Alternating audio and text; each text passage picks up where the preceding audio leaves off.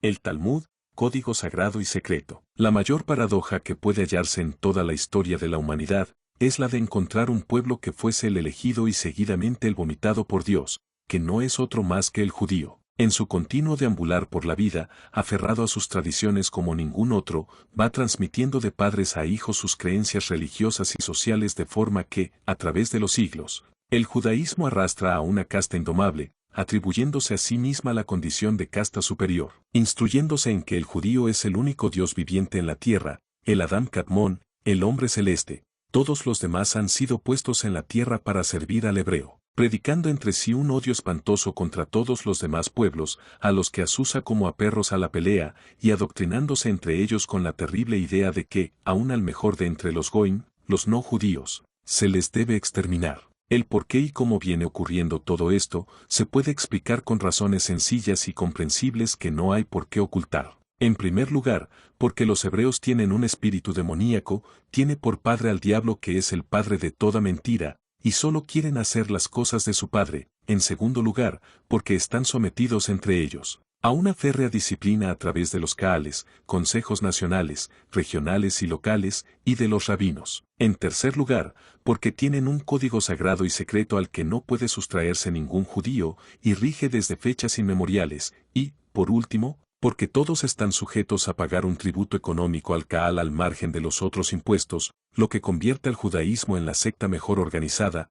pagada y sostenida del mundo entero. Pero ahora no vamos a hacer más que una breve referencia a la vasta obra del Talmud, pues no se trata realmente de un libro sino de una colección de 63, y basándonos en trabajos hechos por varios escritores escasos sobre el tema, tratamos ahora de darlo a conocer en España, que ha sido y sigue siendo la cuna del criptojudaísmo, como reconoce el eminente historiador judío contemporáneo Cecil Roth en su Historia de los Marranos.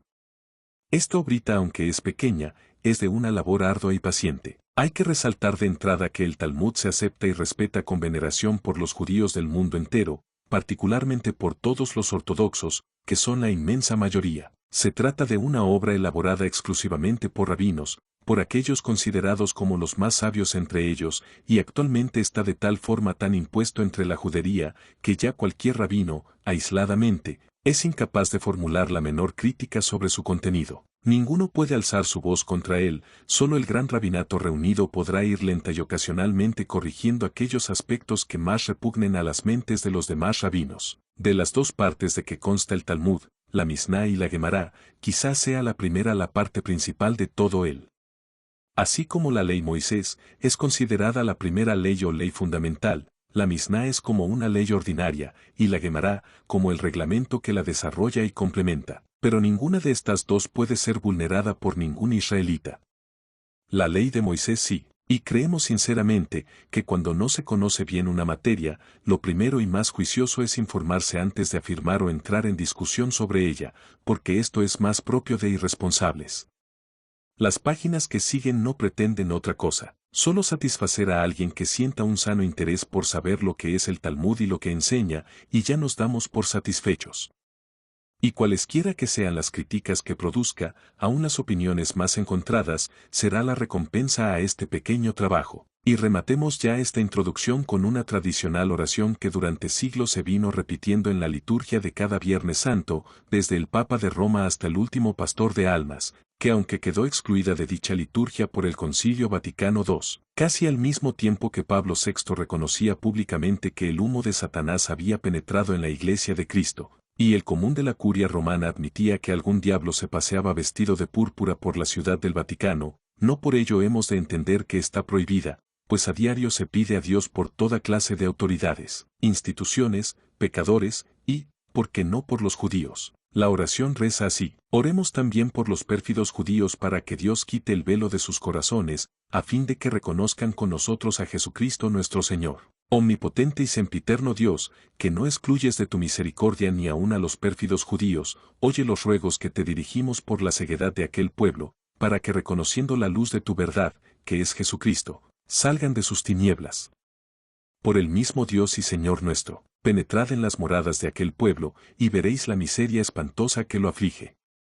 Hallaréis a los padres haciendo leer a sus hijos un libro misterioso que a su vez lo harán también leer los hijos a sus hijos. Chateaubriand. El Talmud, código sagrado y secreto. Lo cierto es que, aunque los judíos no exhiben el Talmud, o conjunto de libros que lo integran, más bien lo ocultan, es considerado por ellos como una ley propia y superior, y su existencia es tan real como el crimen ritual mismo. Y el Talmud no es otra cosa más que un conjunto de disposiciones y reglas de conducta, de muy obligado y severo cumplimiento para el judío, en donde lo religioso no es materia única, y más bien secundaria, en donde todo está en abierta contradicción con la moral cristiana, y en donde todo aparece escrito y con la suficiente claridad, acerca de la consideración y el posible asesinato de los goim, los no judíos, y basta esta sola cita del Talmud para formar criterio y emitir un juicio ponderado. Solo el judío es humano, todos los demás no judíos son animales.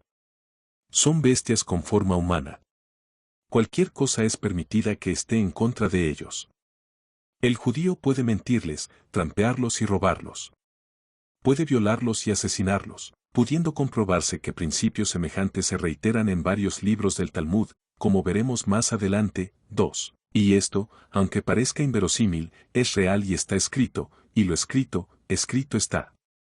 Vod scripsi, verba volant, scripta manent. Por consiguiente, el Talmud resulta ser un amplio texto escrito punible por sí mismo en muchísimas de sus partes, ya que su contenido ha desbordado la mente humana, el ámbito de la intencionalidad o de los malos pensamientos, traspasando lo probable y cayendo dentro de lo comprobable o verificable. Ello aparte las muchas frases injuriosas contra otras religiones, particularmente las cristianas y musulmana, sin que las palabras ni el espíritu con que se utilizan permitan tampoco la menor duda acerca de la intención injuriosa, cuando verba sunt per se injuriosa, animus injuriandi praesumitur. Hemos de continuar, pues, adelante, con el examen del único código sagrado de los judíos, antes de sentar que su reprobable contenido es un hecho inconcuso, que está en abierta contradicción con la ley mosaica, en la que dicen que se inspira, así como con el Antiguo Testamento, y por descontado contra el Nuevo, porque ni siquiera lo admite, y por consiguiente, en pugna con el alegato aducido por los defensores de Israel, de que sus leyes no prescriben la efusión de sangre. Por el contrario, el Talmud preconiza el crimen y lo justifica. Consideraciones sobre el origen e importancia del Talmud. Parece necesario, por consiguiente, hacer una referencia mucho más amplia al Talmud, para saber de él y averiguar, sin lugar a dudas, la opinión que a través del mismo tienen los judíos sobre los no judíos, y el comportamiento a que les compele a todos los israelitas en general y a los sionistas en particular. Digamos de entrada que el Talmud es una voz hebrea derivada a su vez del Amud, que significa enseñanza, y recoge, por escrito, la tradición oral judía sobre diversas materias, religiosas, sociales, e incluso políticas y de medicina. Por Talmud, se conoce, pues, una vasta compilación de los preceptos enseñados por los rabinos más autorizados o maestros de la ley, cacams o doctores, sobre varias materias, recogiendo y explicando completamente toda la ciencia y enseñanza del pueblo judío, ya milenaria, y que, los israelitas, vienen observando tan rigurosamente, si no más, que la propia ley de Moisés o Pentateuco. Los exégetas concuerdan en considerar a Moisés como el autor del Pentateuco, esto es, de los 5 primeros libros del Antiguo Testamento, Génesis, Éxodo, Levítico, Números y Deuteronomio, que si no llegó a redactarse todo por él completamente, interviniendo otros, dadas ciertas diferencias que se señalan, particularmente de estilo y las varias denominaciones que se le dan a Dios, al menos 33 nombres diferentes, si se hizo bajo su dirección. Como también se acepta generalmente que Moisés utilizó escritos ya anteriores a él, así como cierta tradición oral, y dada la pretendida inspiración del Talmud en la ley mosaica, y basándose en ello, surgen diferencias, toda vez que algunos escritores, incluidos rabinos, sostienen que los preceptos rabínicos o talmúdicos proceden de Moisés, mientras que otros le atribuyen una mayor antigüedad, como el alemán J. Streicher, para quien las leyes talmúdicas provienen de hace más de 3.000 años, y, dice, son tan válidas hoy como lo fueron entonces. El caso es que, los israelitas, quienes llaman al Pentateuco simplemente, la ley o Torá, le dan más valor a las interpretaciones talmúdicas que a todo el Antiguo Testamento, incluido, por supuesto, el Pentateuco, al que estiman mucho menos. Es decir, el valor de la ley mosaica es inferior al del Talmud. Para sostener esto último, domina una corriente rabínica según la cual, argumentan que, Moisés, al subir al monte Sinaí para recibir del mismo Dios la ley escrita sobre las 12 tablas de piedra con los mandamientos, también recibió las interpretaciones de la misma, o sea, la ley oral, pues de otra manera no necesitaba permanecer tanto tiempo en el monte, por cuanto Dios le pudo haber entregado la ley escrita en un solo día. Y tratan de apoyar esta tesis recurriendo al Éxodo, cap 24, 12, en donde se refiere el mandato de Dios a Moisés. Dijo Yahvé a Moisés, sube a lo alto del monte en donde estoy y detente allí. Yo te daré unas tablas de piedra con la ley y los mandamientos que tengo escritos en ellas, a fin de que los enseñes al pueblo. Los doctores de la ley, rabínicos, interpretan que en este pasaje bíblico, las palabras tablas de piedra significan los 10 mandamientos, que la ley significa el Pentateuco, los mandamientos significa la Misná, que tengo escritos en ellas, los profetas y los agiógrafos, y a fin de que los enseñes al pueblo, la Gemara. Y así consta en el libro llamado Berakot, el primero del Talmud. Hay que distinguir, por lo tanto, entre tradición oral y tradición escrita. Es decir, tradición bíblica anterior y posterior a Moisés. La tradición oral de los preceptos talmúdicos vinieron transmitiéndose mezclados con los de la Cábala entre los judíos. Cábala, etimológicamente en hebreo significa eso, tradición. Las diferencias que se señalan entre Talmud y Cábala son las de que, mientras los preceptos talmúdicos son dados para el conocimiento y dominio del común de los judíos, con carácter secreto para todos los demás, y sin perjuicio de que sus interpretaciones queden reservadas para los doctores de la ley, la doctrina cabalística fue depositada en una minoría judía, elitista, y su enseñanza es dirigida exclusivamente a personas seleccionadas entre estos mismos, generalmente rabinos. La enseñanza talmúdica es exotérica, la cabalística, totalmente esotérica u oculta. Y mientras, las enseñanzas talmúdicas son de inspiración monoteísta, con marcado acento egoísta, basadas en el monoteísmo de la misma ley mosaica, la Cábala es netamente panteísta, basada en las costumbres de Caldea, Egipto y otros pueblos antiguos, que adoraban a los ídolos e incluso a los 10 principales demonios, practicaban la magia, la cartomancia y otras ciencias ocultistas o supersticiosas, y desde luego ofrendaban niños a los dioses. Antecedentes cabalísticos de la masonería. Lo que sí se puede afirmar igualmente y sin el menor temor a errar, es que los dogmas filosóficos y rituales de la Cábala se fueron transmitiendo hasta nuestros días a través de la masonería, la que los mantiene igual que hace siglos. Ha de hacerse notar que la masonería, tal como la conocemos actualmente, afloró en el año 1717 en Inglaterra, mas, es muy anterior, puesto que nació de una secta secreta fundada por 9 judíos en el año 43 después de Cristo, bautizada con el nombre de la Fuerza Misteriosa, con 2 propósitos principales. El primero, combatir a los nazarenos de creciente expansión y contrariar sus predicaciones.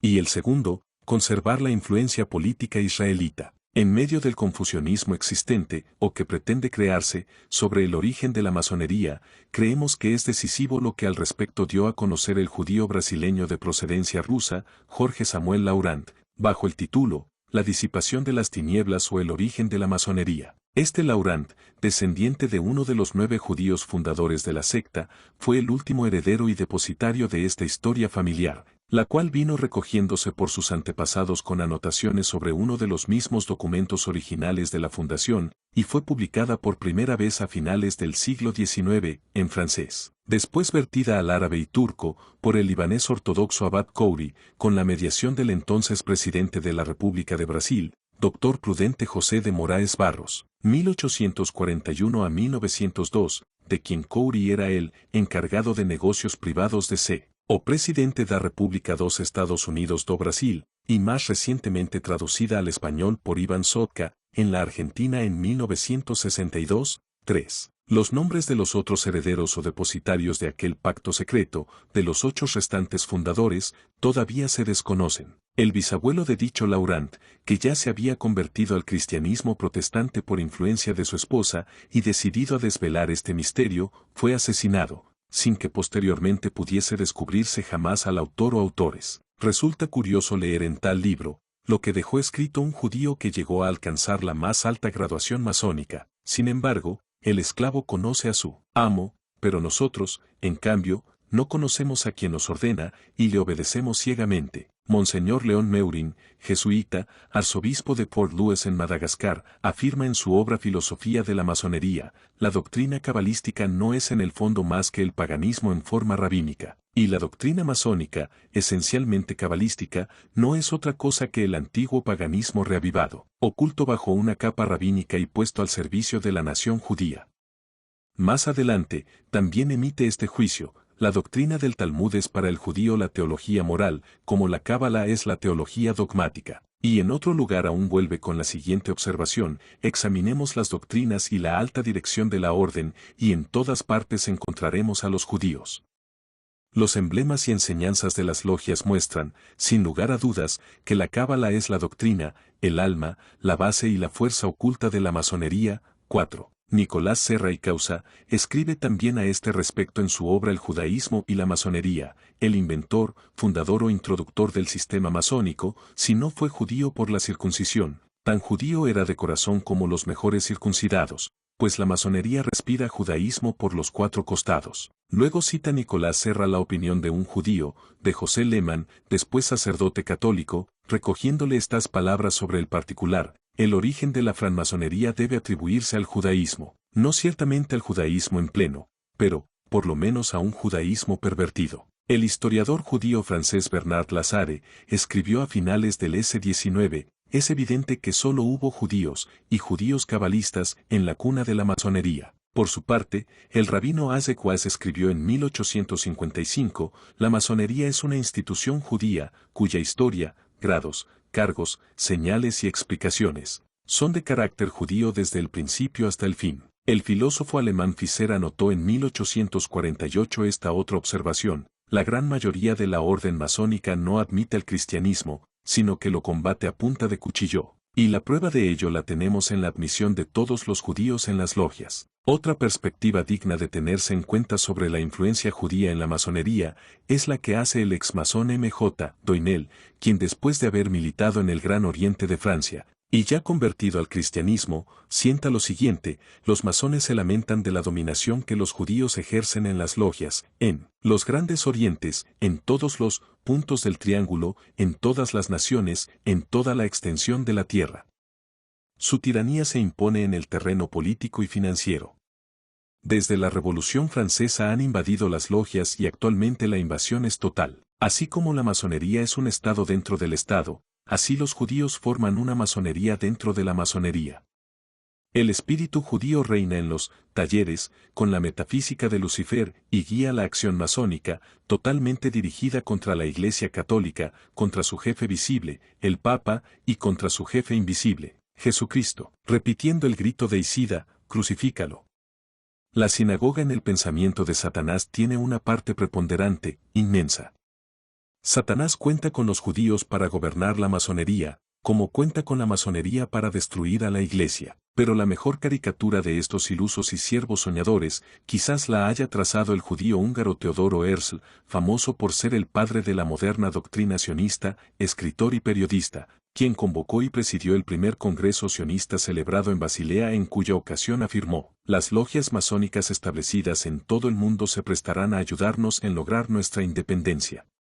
Es que aquellos cerdos, de los masones no judíos, no comprenderán jamás el objeto final de la masonería. Otro importante personaje de la cabalística esotérica hebrea, ni financiero ni hombre público, el judío francés Saint-Yves de Alveidre, 1849 a 1909, el teórico y maestro, formulador de la llamada doctrina de la sinarquía, antecedente inmediato de la sionista y por consiguiente de las líneas maestras del futuro gobierno mundial, no oculta su criterio sobre aquellos ilusos, escribiendo en uno de sus libros, Misión de los Judíos, en 1884, si se dejara en manos de masones y papanatas el plan arquitectural y su ejecución, jamás se levantaría el monumento, V. Pudiéramos aportar otros muchos criterios autorizados, pero sobre este extremo, no vamos a insistir más puesto que no es nuestro propósito hacer aquí un examen de la masonería ni mucho menos de los crímenes de la masonería. Baste ahora hacer la observación, para concluir, de no difícil comprobación, de que ni la masonería en su conjunto,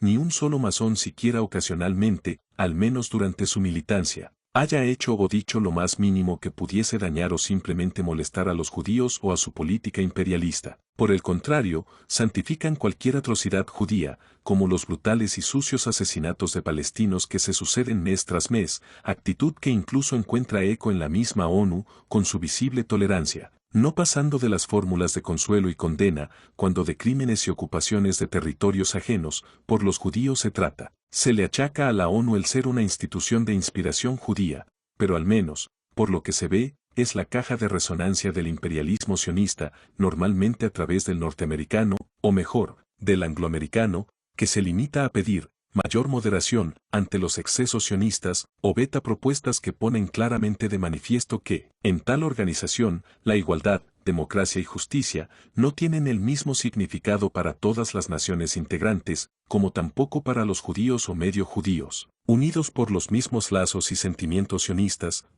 También hay que decir que la masonería siempre fue tanto de la mano del capitalismo como de su secretismo.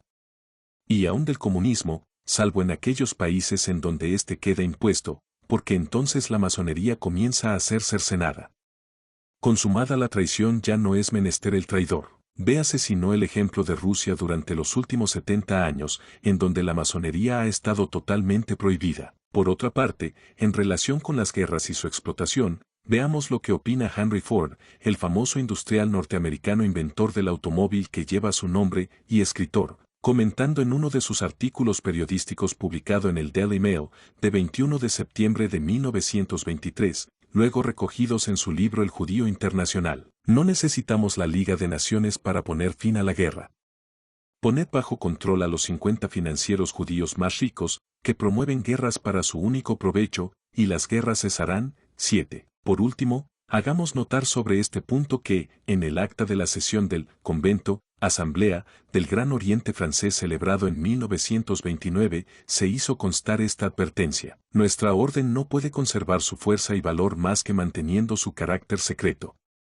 El día en que perdamos nuestro carácter específico en lo referente a nuestra discreción y secreto, nuestra acción en el país habrá finalizado. Y, para finalizar, digamos que el 20 de febrero de 1959, la Asamblea Plenaria de Cardenales, Arzobispos y Obispos de Argentina, publicaba una declaración colectiva recordando la condena formal de la masonería por los papas, desde Clemente XII a Pío X, y subrayando que la francmasonería y el comunismo persiguen el mismo objetivo, diciendo, para llegar a sus fines, la francmasonería se sirve de la alta finanza, de la alta política y de la prensa mundial. El marxismo, por su parte, se sirve de la revolución social y económica contra la patria, la familia, la propiedad, la moral y la religión. De la tradición oral a la escrita, volvamos a la tradición talmúdica y cabalística.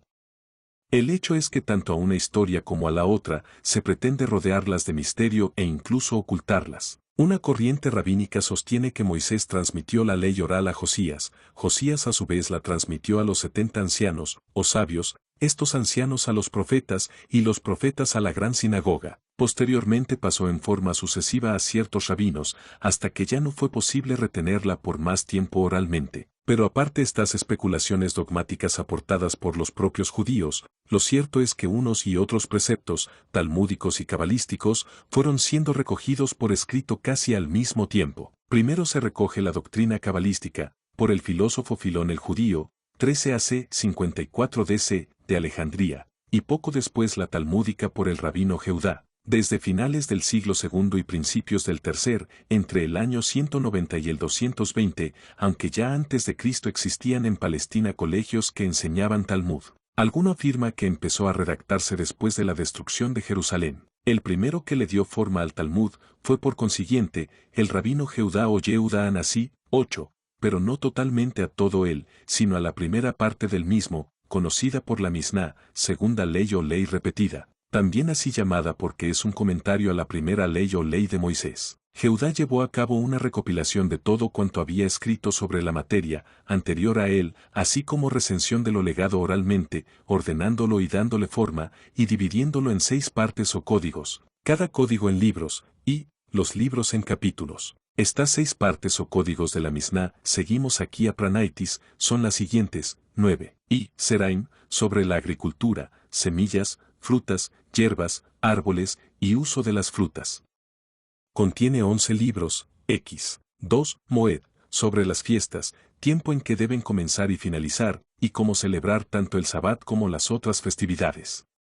Contiene 12 libros, 3 Naschim o Nasim, trata del matrimonio, las mujeres, repudio de las esposas, sus deberes, relaciones matrimoniales y enfermedades. Consta de 7 libros, 4 Nesikin, sobre derecho penal y civil, penalidades e indemnizaciones. Consta de 10 libros, 13 Kodaschim, concerniente al derecho religioso o sagrado, los sacrificios y los ritos. 11 libros, 14 Torot, concerniente a las purificaciones e higiene. Trata sobre la suciedad y purificación de las embarcaciones, ropa de cama y otras cosas. Consta de 12 libros, 15 Las partes del Talmud. El Talmud no es, pues, un solo libro como parecen dar a entender algunos escritores que lo citan, sino por el contrario, un extenso cuerpo de obra que abarca 63 libros en total, como acabamos de ver, distribuidos en 613 capítulos, 16. Casi tantos como la Biblia, y consta de 2 grandes partes, la Misná, la primera parte, a que acabamos de referirnos, y la Gemará, que es una glosa a la anterior, es decir, un comentario del comentario. En realidad, estas 2 partes van en cada libro, la segunda a continuación de la primera, o incluso intercalada con ella. Redactada la Misná, esta fue siendo objeto de estudio y enseñanza, particularmente entre los siglos II y V, por las 2 escuelas o academias rabínicas más importantes de aquel entonces, la palestina o de Jerusalén y la babilónica, 17. Ese fue el motivo por el que, sucesivamente, fue recibiendo más añadidos y ulteriores comentarios, que, reunidos, vinieron a constituir la segunda parte o Gemará. Cada escuela siguió sus propios métodos, y así, dieron nacimiento a un Gemará doble, que, posteriormente, tras distintas interpretaciones y polémicas, concluyó con 2 redacciones distintas. La versión del Gemará de Jerusalén se debe principalmente al rabino Jochanan, quien presidió la sinagoga de Jerusalén durante 8 años y concluyó sus trabajos en el año 230 después de Cristo. La versión babilónica, sin embargo, se fue compilando por distintos rabinos y épocas. El rabino Aschi trabajó en la tarea de su redacción durante 60 años, se dice, desde el 327. La siguió posteriormente el rabino Maremar, desde el año 427, y la completó el rabino Rabina alrededor del año 500. Se acepta generalmente que la versión de Jerusalén, por su brevedad y vaguedad, es más rehusada por los judíos, en cambio la babilónica, fue tenida siempre en más estima por los judíos de todas las épocas. La Gemará, por consiguiente, no es más que una suma de comentarios sobre la Misná. Si bien, algunos preceptos de la Misná no fueron examinados, ya que su explicación se dejó para la venida de Elías y del Mesías. Pero, por lo de pronto, la Gemará, no solamente entró a formar parte del Talmud, sino que llegó a alcanzar una más alta consideración que la Misná y la propia Torá o ley mosaica. Es el Talmud el que viene a avalar esta última afirmación. En el Tratado Soperim, 25, 7, Fol 13b, se sienta esta curiosidad: la Sagrada Escritura se asemeja al agua, la Misná al vino y la Gemará al vino aromático. Ya en 2 libros anteriores del Nesikin-4 parte o código, se hace una valoración sobre este particular. En el libro Baba Metzia, Fol 33a, se dice al respecto: aquellos que se dedican a leer la Biblia ejercitan una determinada virtud, pero no mucha. Aquellos que estudian la Misná ejercitan una virtud por la que serán premiados. Pero, no obstante, aquellos que se dedican a estudiar la Gemará ejercitan la más grande de las virtudes. Y en el Tratado Sanedrín, 10, 3, Fol 88b, se rebaja igualmente a un segundo plano el valor de la ley o Torá, es decir, el Pentateuco, la misma Biblia, al establecer que, aquel que quebranta las palabras de los escribas peca más gravemente que aquellos transgresores de las palabras de la ley. Asimismo, esto aparece sentado en el libro Erubín, segundo libro del segundo código o Moud: hijo mío, presta atención a las palabras de los escribas antes que a las palabras de la ley, de donde se deduce claramente, por consiguiente, que lo inspirado tiene más fuerza que la fuente inspiradora. Las palabras de los rabinos valen mucho más que las escrituras sagradas. Y de aquí se desprende que, si los rabinos preconizan el crimen, además de otras cualesquiera barbaridades, en sus aberrantes interpretaciones del Pentateuco, No cabe duda de que sus enseñanzas son las que valen y se imponen para todos los judíos. Resulta deplorable aquel alegato de los defensores de Israel de que sus leyes se inspiran en la ley mosaica, porque lo que realmente hacen es tergiversar y sobar sobre aquella ley según mejor les convenga, como los buenos curtidores de pieles antes de rematar el curtido. Y desde luego el Talmud prescribe el delito como cosa normal frente a los goim, los no judíos. Hay que hacer la salvedad de que a los 63 libros del Talmud, a que ya hemos hecho referencia, se le han agregado 4 breves tratados más, por posteriores escritores, pero que no han sido incluidos en el Talmud corriente, destacando Pranaitis, que casi todas las ediciones del Talmud tienen la misma cantidad de folios y la misma disposición del texto, solamente varía el tipo de imprenta o formato, según sea modelo grande o pequeño. Como de todas formas, esta obra fue haciéndose voluminosa y desordenada, los judíos sintieron la necesidad de algo más sencillo y manejable, lo que fue originando una nueva tendencia, no de compilación sino de recopilación o breve compendio, que empezó a dar sus frutos a partir del siglo XI. El primero que llegó a publicar un Talmud breve fue el rabino Isaac ben Jacob Alfasa, aunque no llegó a tener éxito. Maimónides. Pero según Pranaitis, el primero en editar una obra bien ordenada sobre la ley judía fue el rabino Moishe ben Maimón, a quien los judíos llamaban abreviadamente Rambam, o el águila de la sinagoga, y también rabino Yarchi o Raschi, más conocido entre los cristianos por Maimónides, que fue el nombre que prevaleció. Un judío español que nació en Córdoba en 1135, allí estudió medicina y filosofía, y a través de sus traducciones a Europa conoció la cultura griega, a Platón y a Aristóteles. Y murió exiliado en Egipto en 1204, malviviendo de la medicina. Moisés Maimónides escribió en árabe y hebreo sobre temas filosóficos, médicos y talmúdicos. Sobre estos, redactó primero unos comentarios al Talmud que publicó en un libro llamado Perús, incluido en la Guemará. Posteriormente, en 1180, concluyó su gran obra denominada Misná Torá, repetición de la ley, también llamada Yad Chasaka, la mano fuerte, que es un compendio del Talmud, dividido en 4 partes o volúmenes con 14 libros en total. Incluyó conceptos filosóficos propios y nuevas leyes, motivo por el que fue excomulgado por su pueblo y condenado a muerte, y aunque no fue ejecutado sí fue perseguido. Después de Maimónides, el mundo judío quedó dividido en 2 bandos, el de sus seguidores y el de sus detractores. A pesar de ello, el valor de su obra fue en aumento. Tanto es así, que actualmente entre los judíos circula como máxima, el aforismo, de Moisés a Moisés, Maimónides, no ha habido otro Moisés. Su grey no le ha abandonado. En 1935, con motivo de la conmemoración del 8º centenario de su nacimiento y la fraternal colaboración del masónico gobierno de la Segunda República Española, en la sinagoga de Córdoba se descubrió una lápida de mármol blanco con la siguiente inscripción: 8 centenario de Maimónides 1135 a 30 de marzo de 1935 España por medio de su gobierno rinde homenaje al genio inmortal del judaísmo. Córdoba, su patria, le ofrece la veneración de su recuerdo. Sin embargo, todo hay que decirlo, Maimónides, con toda su inteligencia y capacidad de trabajo, no fue sino una mente luciferina al igual que algunos otros eminentes de la judería. Guardan cierto parentesco con los demonios, quienes siendo creados espíritus puros, nacidos ángeles, les perdió la ambición y acabaron rebelándose contra el mismo Dios, pensando que podrían ser tanto como él y, claro está, lo que alcanzaron fue la eterna condena, aunque el daño ya lo dejaron hecho. Ya veremos más adelante cómo Maimónides interpreta el no robarás, o el no matarás, solo a judíos, no a los demás, porque los otros no son personas sino animales, bestias. Sabrán esto los masones.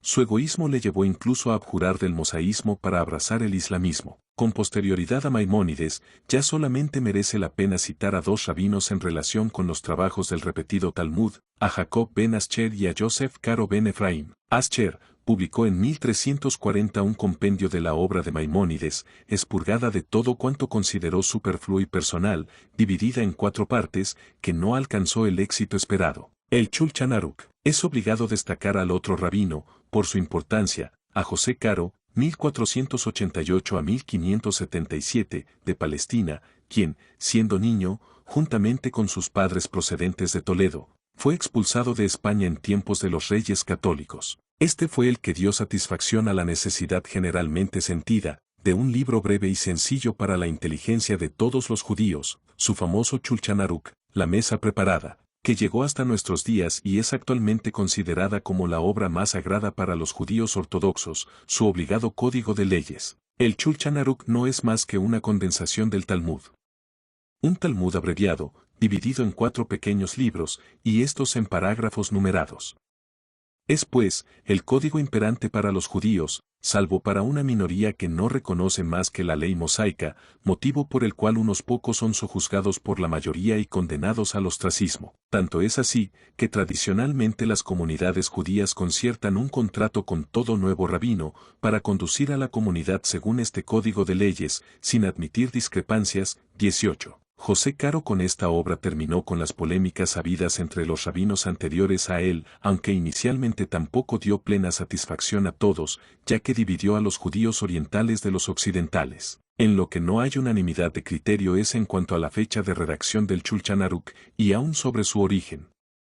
A. Lusensky, quien tradujo el Talmud y el Shulchan Aruch al alemán, en la introducción a este último señala al Rabí Ascher como el compilador originario, pero atribuyéndole al rabí José Caro la redacción definitiva en el año 1490, cuando en este año, según el doctor ruso Pranaitis, Caro solamente tenía 2 años de edad y, por otra parte, debía encontrarse todavía en España puesto que la expulsión de los judíos tuvo lugar en 1492 o a partir de este año.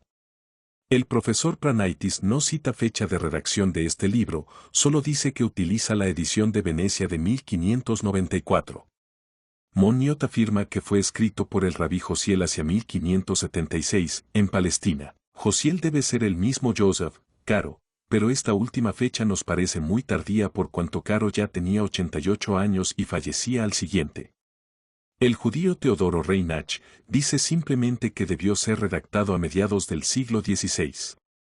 Mas, no vamos aquí a entrar en más detalles sobre este particular, no es una cuestión primordial. Lo que sí se debe resaltar respecto del Shulchan Aruch, en cuanto a su autor, es que el criterio dominante es unánime, su autor es José Caro, en lo que concuerdan los israelitas.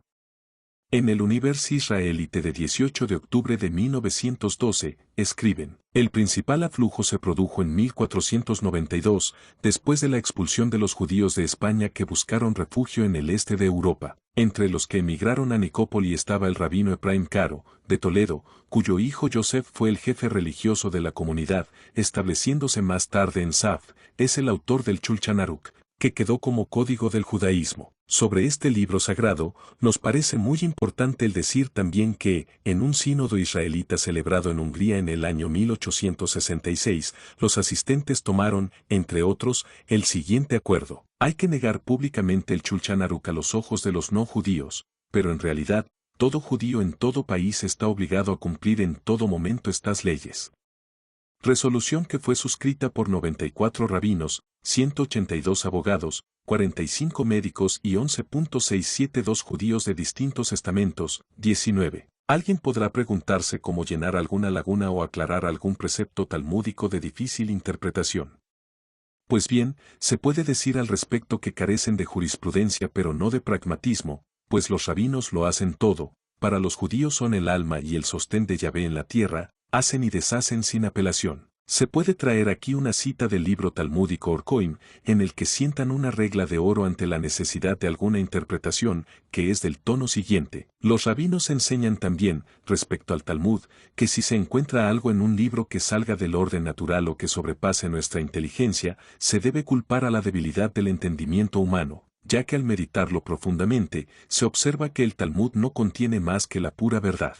Ahí queda una vez más la reafirmación de que los mandatos talmúdicos son obligatorios, han de obedecerse ciegamente por los judíos, y ya sabemos que están en abierta contradicción con la Biblia.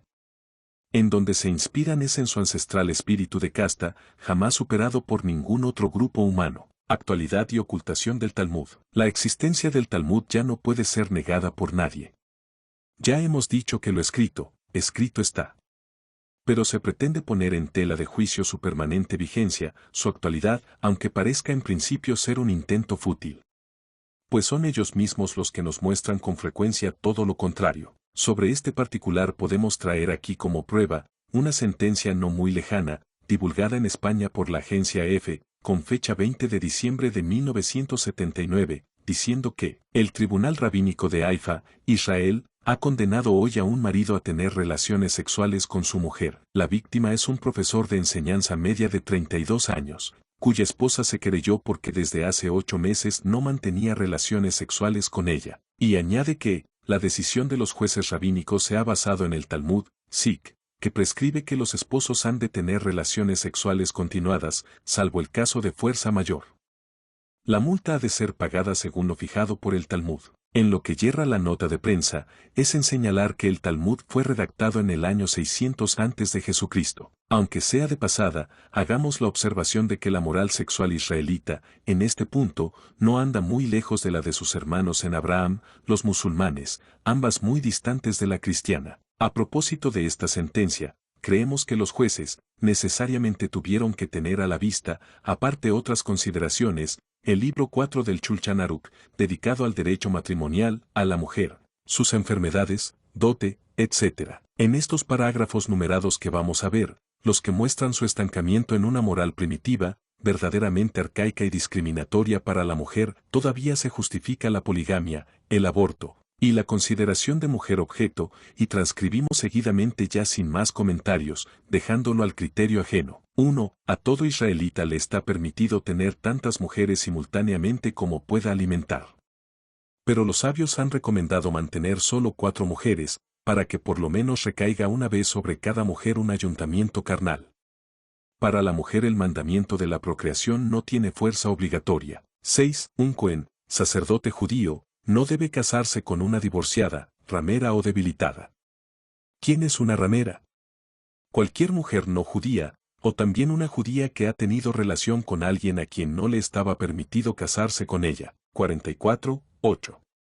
Cuando un israelita se casa con una akum, no judía, o una esclava, entonces el casamiento es nulo, porque no son capaces de ser tomados en casamiento. E igualmente cuando un akum o esclavo se ha casado con una israelita. En el parágrafo 27, anterior, se dice que, solo es prostitución, aun en el caso de previa conversión de la otra parte a la religión israelita. 62. Puede uno casarse en un mismo día con tantas mujeres como quiera, y es suficiente que se diga las usuales 7 bendiciones solo una vez sobre todas las mujeres. Pero hay que gozar con cada mujer en particular, es decir, con una doncella durante 7, y con una cohabitada 3 días. 76. Aquellos que no tienen ocupaciones de ninguna índole deben practicar el ayuntamiento carnal cada noche, los obreros de la ciudad 2 veces en la semana, los que trabajan fuera de la ciudad una vez, los conductores de camellos una vez al mes, los muleros una vez en la semana, los marineros una vez en 6 meses, los eruditos solo el sabbat. Al que es débil se le debe examinar para ver cuánto puede rendir. El ayuntamiento carnal debe ser practicado el día en que la mujer se ha bañado. Cuando tiene varias mujeres, no todas necesitan vivir en la misma casa. Por otra parte, no quieren dar a conocer estos libros, más bien tratan de ocultarlos tomando prevenciones amparadas en lo consignado en los mismos sobre este particular, quizá para hacerle un cumplido a aquella observación de Tácito de que, todo lo desconocido se supone maravilloso. Este afán de ocultar es viejo porque ha echado raíces en los viejos libros talmúdicos y en las sentencias rabínicas.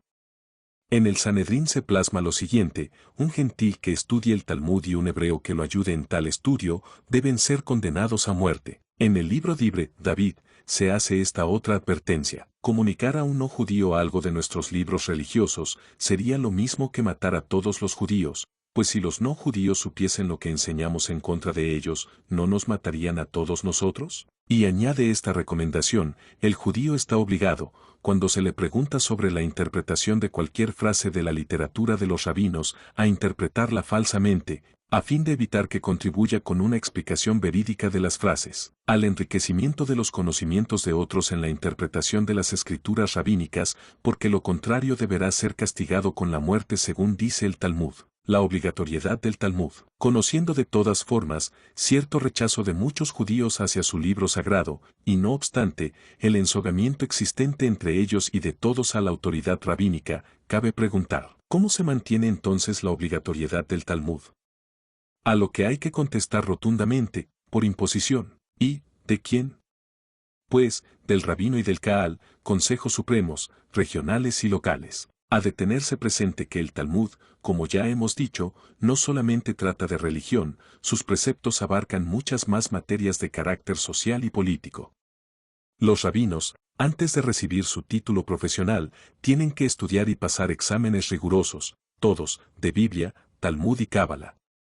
Y donde haya judíos hay organizado un Kaal. Y todo judío, sin excepción, está sometido a una férrea disciplina y obediencia ciega a sus jefes, y los jefes al gran rabinato, bajo amenaza de distintos castigos, incluida la pena de muerte, generalmente por el veneno, como refiere Jean Boyer, 20. Son los mismos rabinos los que confirman el dato de que el control de cada individuo judío es muy minucioso en todas las actividades de su vida pública y privada. Desde los 13 años queda sujeto al judaísmo, ha de obedecer, prestar juramentos, infiltrarse en el partido o institución que se le ordena, pagar impuestos privados al Kaal, y no luchar ni pleitear contra otro judío sin permiso de sus autoridades israelitas. Así es como ha venido sosteniéndose el judaísmo y logrado ser la secta racista mejor financiada del mundo, aparte el fanatismo innato de todo judío. ¿Qué ocurre si un israelita se queja o no se somete?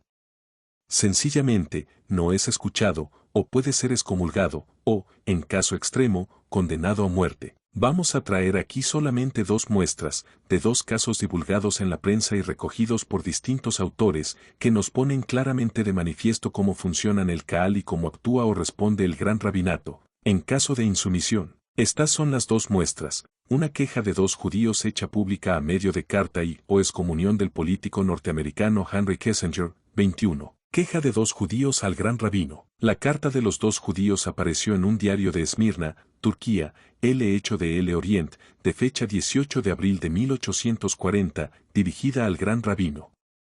Contiene una grave denuncia y es indudable que, como todas estas protestas, conlleva cierto peligro. Estos son esencialmente sus términos. Si la religión judía está enteramente basada en la Biblia, como lo hace creer el señor gran rabino, le rogamos nos indique el texto que sirve de apoyo a las prácticas siguientes. 1. Grados donde se encuentra que el uso de la carne está prohibido cuando el buey, la cabra o el cordero no fueron degollados por la mano de un rabino. 2. Grados que el vino está prohibido siempre que hubiese sido elaborado o tocado por una persona que no profesara la religión israelita. 3. Grados en donde está el texto de la ley, que en los días de Sabbat prohíbe a los israelitas caminar si es portador de una llave, de un alfiler, de un reloj o de cualquier otro objeto que no les sea absolutamente necesario. 4. Grados que se diga en qué parte del testamento se lee que los que emplean su tiempo en la lectura del Talmud, aunque sean ricos negociantes, serán eximidos de los impuestos debidos a la comunidad israelita y al gobierno mismo, y que los pobres deberán pagar por ellos. ¿Quieren saber qué nos sucede a los pobres israelitas si rechazamos el someternos a las caprichosas exigencias de los rabinos? Si tenemos algo de dinero, nos lo sacan por la fuerza, si no tenemos, se nos excomulga, o si no, nos libran a las autoridades para ser castigados como malhechores. ¿Tratamos de defendernos ante nuestros jueces? Cientos de falsos testigos declaran contra nosotros, ya que la ley rabínica tolera el uso del fraude y del artificio, la persecución y hasta la muerte de todo humano que se oponga a la práctica de lo que los autores de esta ley llaman nuestra religión. Como podemos ver, la averiguación de la respuesta a la insumisión ya nos la facilitan ellos mismos, no exige mucho esfuerzo mental, ni hay por qué añadir nada más porque sería como dar lanzadas a moro muerto. La excomunión de Henry Kissinger. Veamos ahora el caso de Henry Alfred Kissinger, cuyo verdadero nombre es Abraham Ben Elazar.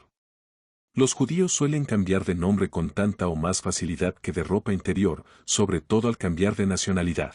Se trata de un judío nacido en Alemania el 27 de mayo de 1923, en la localidad de Fürth, Baviera, en donde convivió con sus padres hasta 1938 en que emigraron a Estados Unidos. Su padre mientras vivió en Fürth ejerció como rabino y se dedicó además a la enseñanza. A los 15 años, pues, Kissinger emigra, cursa estudios en la Universidad de Harvard, en donde después pasaría a ser profesor de la misma. En 1943 ingresa en el ejército yanqui, y como intérprete es embarcado con la 84 División de Infantería para la ocupación de Europa, pasando poco después al servicio de espionaje, seguidamente a la Escuela del Servicio Secreto del Comando Europeo, en la que también pasa a ser profesor, y al propio tiempo se convierte en un agente del espionaje soviético, sirviendo más fielmente al comunismo que al imperialismo yanqui. Kissinger mantuvo no solamente relaciones sino amistad íntima con Guillaume, el espía rojo cuya también íntima relación con Willy Brandt obligó a este a abandonar transitoriamente la escena política. Fue el impulsor de la política procomunista de Alemania Federal así como el responsable de la entrega de Vietnam al bolchevismo. 22. Participa ampliamente en la política y vida económica de Estados Unidos,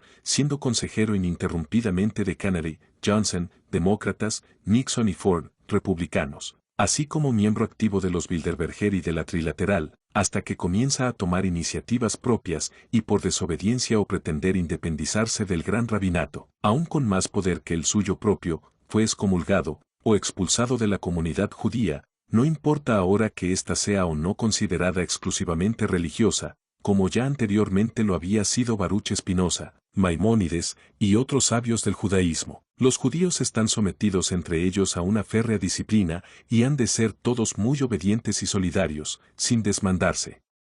Incluidos los rabinos, porque estos podrán rebelarse aunque sea contra el mismo Yahvé, pero contra el gran rabinato, eso jamás. No ha importado que anteriormente Kissinger hubiese consagrado toda su vida y obra, inteligencia y trabajo al servicio del sionismo y particularmente del comunismo, y que hubiese alcanzado el Premio Nobel de la Paz con tan buenas recomendaciones en 1973, juntamente con el vietnamita Le Duc Tho, quien lo declinó por no compartirlo precisamente con Kissinger. La excomunión, por otra parte, demuestra que su posible aplicación a cualquier otro judío errante sigue en vigor.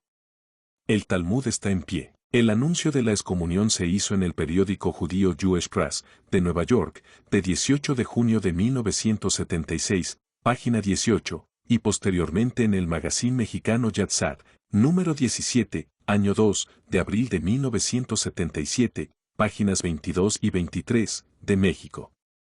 El acto tuvo lugar en un salón del Hotel Hilton de Nueva York. Kissinger quedó así condenado al ostracismo político, profesional y económico, hasta que vuelva a ser rehabilitado.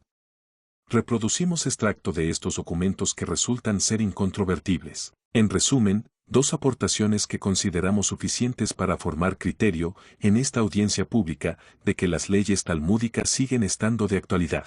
De las escandalosas y acusatorias, delaciones vertidas por el propio Talmud. Más que escandalosas y acusatorias, son espantosas las delaciones que contiene este código sagrado y secreto, pues, de lo que piensan los judíos sobre sí mismos, pueblo escogido, de lo que piensan sobre los demás pueblos, idólatras destinados a servir y honrar a Israel, de la consideración sobre los demás humanos, bestias, basura, prostitutas, sobre sus mayores aspiraciones, alcanzar el dominio mundial por cualquier clase de medios, sobre el concepto de bienes y propiedades ajenas a los judíos, bienes mostrencos, todos los del mundo le pertenecen al judío, así como sobre los crímenes sanguinarios, sacrificios necesarios para agradar a Dios, e incluso sobre otros aspectos importantes del pensamiento judío, da razón sobrada el Talmud, en donde se revelan claramente y hasta de forma reiterativa, y repiten como un eco todos cuantos rabinos vinieron escribiendo, siglo tras siglo, sobre judaísmo. La cuestión no es baladí ni pasajera, mas no se puede hacer ahora una reseña apresurada de citas talmúdicas sobre todas estas cuestiones, ya que resultaría desmesurada y no es este nuestro propósito. Baste para la acusación, como para formar recto criterio el lector ante esta tribuna pública, traer aquí solamente aquellas que aluden a aspectos generales y particularmente al asesinato del Goy, el no judío. Lo que ya tienen escrito no puede ser negado, quizá tergiversado, pero las intenciones quedan al descubierto y los hechos demuestran su concordancia, corroborando sus instintos. Solo hemos de hacer la advertencia previa de que las alusiones al no judío, esto es, al idólatra, al pagano, al gentil, al acum, al goy, después de la venida de Jesucristo se dirigen preferentemente al nazareno, al cristiano, también al musulmán y muy especialmente al católico. Aparte el precepto ya transcrito al principio de estas consideraciones sobre el Talmud, de que solo el judío es humano, a los demás puede mentirles, trampearlos y robarlos, puede violarlos y asesinarlos. Nos encontramos con otras prescripciones de igual tono y similar criterio, que están en contra de toda sana conciencia, repugnan aún al más débil, desafían al más fuerte y nos afligen a todos. Y que trataremos de recoger seguidamente en lo que consideramos más trascendente. En el libro Abala de Pentateucum, Fol 97, 3, Los judíos se glorifican de esta manera a sí mismos. Dios se muestra en la tierra en las semblanzas del judío, Judas, Judá, Jeba o Jehová, son el mismo y único ser. El hebreo es el Dios viviente, el Dios encarnado, es el hombre celeste, el Adán Cadmón. Los otros hombres son terrestres, de raza inferior.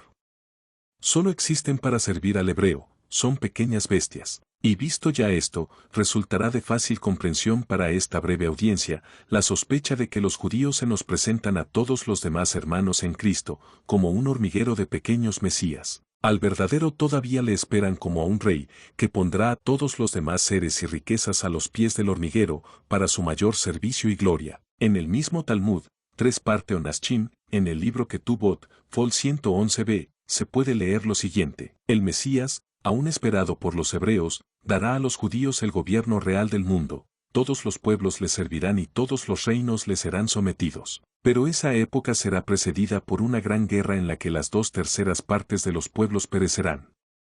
Los judíos necesitarán 7 años para quemar las armas conquistadas. En el Abramanel, Masmia Yeshua, Fol 49a, y nada menos que llegan a establecer un parangón entre la sabiduría rabínica y la del mismo Dios. Algo insólito. En la segunda parte de la Misná, o sea, en el Moud, en su último libro o tratado llamado Chaniga, se puede leer a sí mismo: Dios, el Señor, pide a menudo su opinión a los rabinos en la tierra, cuando en el cielo se presenta una cuestión difícil en cuanto a la ley. Opinión está defendida, además, por el rabino Menachen al que le siguen otros. Y se puede subrayar esta otra: Jehová mismo, en el cielo, estudia el Talmud de pie. Tal es el respeto que tiene por este libro. Mechilla. En el Pesachim, Fol 118, b, se pone de manifiesto el desprecio al cristiano como a ningún otro, pues se escribe que el Mesías recibirá los regalos de todos los pueblos y él no rechazará más que los de los cristianos. Se ocupan mucho de los cristianos. En el Shulchan Aruch, segundo libro llamado Jore de A, Doctrina de la Sabiduría, 141.1, se consigna esta observación: la reproducción de una cruz ante la cual se hace reverencia, debe ser tomada como un ídolo y está prohibida. Y en el Sefer Zerubabel, el lugar donde se lleva a cabo el culto cristiano, se llama casa de vanidad y necedad, en vez de una casa de oración. Al domingo se le llama día de la calamidad, no suelen ganar un duro, a los santos evangelios, libros de iniquidad, le llaman raza de víboras, hijos de Satanás, etc., a las festividades cristianas, días de infortunio. A María le llaman charia, esto es, estiércol, en vez de Miriam, nombre de María en hebreo y arameo, y también le llaman Aría, jugando con el vocablo, así como prostituta, y a Jesucristo bastardo, etc., solo expresiones procaces, a los sacrificios cristianos, ofrecimientos de estiércol. El respeto al sábado siempre ha sido proverbial entre los judíos, pero la referencia talmúdica al mismo sobrepasa toda medida de fe, y por otra parte, nos permite observar una vez más cómo a Lacum se le atribuye un tercer puesto, después de los animales. Veamos, si alguien está de viaje y el sabbat ya ha comenzado, y tiene dinero consigo, y va con un burro y con un no judío, entonces no debe cargar con dinero al burro, sino entregarlo al no judío, pues el descanso sabático del burro también le está ordenado, pero el descanso del no judío no está ordenado. Sobre los bienes de los no judíos hay varias prescripciones talmúdicas, pero baste citar algunas para formar idea clara de la falta de la más mínima consideración. Las propiedades de los goim son y tienen la reputación de un desierto o de las arenas del mar. Quien las ocupare primero, entre los judíos, será su legítimo poseedor. Los bienes de un no judío son como un bien mostrenco, y el que viene primero, éste toma posesión de ellos. Choschenam Mispat, 156.5. Comentando estos preceptos el rabino Isidoro Loub, escribía en 1892, en su obra, La literatura de los pobres de la Biblia: toda la fortuna de las naciones pasará al pueblo judío, el fruto de los graneros de Egipto, los ahorros de Etiopía, serán de él, marcharán detrás del pueblo judío, encadenados, como cautivos, y se prosternarán a sus plantas. Otro precepto que viene a incidir en lo mismo, se encuentra en el libro Sefer y Karim, en donde también se encuentran los principales ataques contra la fe cristiana. Dios ha dado a los judíos poder sobre la fortuna y la vida de todos los pueblos. El escritor judío Marcus Ela Ravage, nacido en Rumanía en 1884 y emigrado desde joven a Estados Unidos, en donde estudió, con estancias en París, Escribió en The Century Magazine de enero de 1928, volumen 115, lo siguiente, contradictorio en sí mismo. En tiempos de guerra nos sustraemos a nuestro deber por la patria, porque por naturaleza y tradición somos pacíficos. Somos los archi-instigadores de guerras mundiales y los principales beneficiarios de tales guerras. Somos en una misma persona los fundadores y adeptos principales del capitalismo, y simultáneamente los principales autores de atentados de la rebelión contra el capitalismo. De seguro, la historia no tiene ejemplo alguno de semejante multiplicidad. Ya el rabino Jochanan había llevado al Pasachim 113 a esta advertencia: si vas a la guerra no vayas en primera fila, sino en las últimas, así podrás ser el primero en volver. Excusado decir que se refiere a las guerras que ellos promueven entre las demás naciones, aunque les acojan de buena fe. En Israel no se acepta la objeción militar. Sobre la usura, el criterio lo tienen muy claro, apareciendo coincidente y reiterativo. En el libro Sanedrín, fol 16.2, se prescribe que está prohibido prestar sin usura a los no hebreos. En el Seper de Maimónides, fol 73.4, se recalca como en un mandamiento lo siguiente: Dios ha ordenado practicar la usura respecto a un goim, y no prestarle dinero sino únicamente cuando nos pague intereses, de tal manera que en lugar de facilitarle ayuda, nosotros debemos crearle dificultades, aun cuando él nos es útil. Comentando la misma máxima, el rabino Jvabe, citado por Traian Romanescu, escribe al respecto: si un cristiano necesita dinero, el judío sabrá engañarlo, él añadirá interés usurero a interés usurero, hasta que la suma esté tan elevada que el cristiano no podrá pagarla sin vender sus bienes, o hasta que la suma monte a tanto que el judío pueda comenzar un proceso y obtener de los jueces el derecho a tomar posesión de sus bienes. El escritor judío Teodoro Reinach pretende explicar, nunca justificar, esta inclinación de los suyos diciendo que los judíos aprendieron las artes del comercio y de la usura de los griegos, y que esta afición vino a Judea de la diáspora, especialmente de Egipto. Aun concedido el beneficio de la duda, habría que preguntarle el por qué no habrán aprendido también las cosas buenas de los otros, y por qué ya desde el principio adoraban al becerro de oro. Y advertirles además, que los cristianos enseñan que a los demás se les debe imitar en las virtudes, no en los pecados. También se ocupan de la hipocresía y del juramento. Dice el rabino Bechav, la hipocresía está permitida, cuando el judío la necesita, y cuando tiene motivos de temer. Que él honre al no judío y le diga os amo, en tales circunstancias. Pueden jurar en falso cuando sean obligados a hacerlo ante tribunal o autoridad, jurar con los labios, pero en el interior del corazón invalidar el juramento. Breve idea sobre el criterio de la moral preconizado por los judíos. Para dar una idea del criterio que tienen los judíos sobre la moral sexual y su afán de endosárselo a los demás, baste leer esta opinión del judío francés Léon Blum, quien fuera 2 veces primer ministro de Francia, aunque por breves espacios de tiempo, entre 1936 a 37 y 1946 a 47, la que dejó escrita en su libro Dumerille. Las jóvenes volverán de sus amantes tan naturales, como ahora vuelven de tomar el té con la amiga. La virginidad será destruida pronto y nunca tendrá esa singular sujeción que viene de la modestia, dignidad y una especie de temor. Nunca he discernido que tiene de repulsivo el incesto. Meramente noto que es natural y frecuente entre hermana y hermano amantes. El afán por llevar a la humanidad hacia la miseria moral también se observa en estos otros 2 conocidos judíos, Carlos Marx, 1818 a 1883, y Federico Engels, 1820-1895, como políticos, filósofos y economistas, y muy poco conocidos tanto como rabinos como por su dudosa moralidad, tanto en su vida privada y familiar como pública, quienes escribieron en colaboración, entre otros, un pequeño libro a modo de pastoral judaica titulado La Sagrada Familia, en el que dejaron sentado algo abominable que sintetiza el criterio filosófico de estas eminencias grises sobre el particular, cuyo afán apenas han alcanzado hasta ahora, pero que los judíos siguen predicando con esperanzas de éxito frente a la moral cristiana. Hay que volver a los orígenes, que están en el matrimonio por grupos, es decir, en la comuna, donde el revoltijo extermina el concepto de paternidad. Allí nadie sabe quién es su padre. Y, socialismo, comunismo, significa eso antes que una idea del Estado. No lo olvidemos. 23. Abundando en esta línea de inmoralidad preconizada por la doctrina comunista, declara inspiración talmúdica, que en la práctica no es otra cosa más que un poderoso instrumento sionista que juntamente con la masonería utiliza preferentemente la judería para alcanzar sus fines. Podríamos citar otros ejemplos. Xib. Lo que ocurre, con frecuencia, es que para separar el trigo de la paja en los escritos judaicos, hay que majar sobre ellos como antiguamente con la trilla en las eras.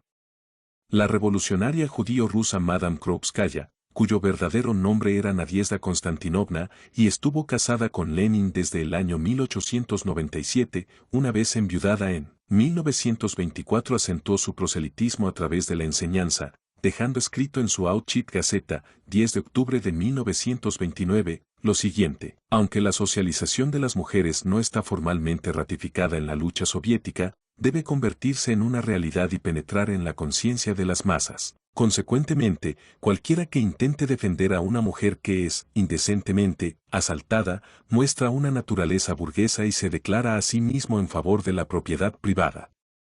El oponerse a la violación es resistirse a la revolución comunista de octubre. La misma Krupskaya predicaba así sobre la religión sin ocultar su odio visceral, lo que constituye el denominador común a todo comunista y a la vez su credo ateísta. Se necesita imperativamente que el Estado fomente sistemáticamente el trabajo antirreligioso entre los niños. Debemos hacer de nuestros chicos y chicas no sean solamente no religiosos, sino activa y pasionalmente antirreligiosos.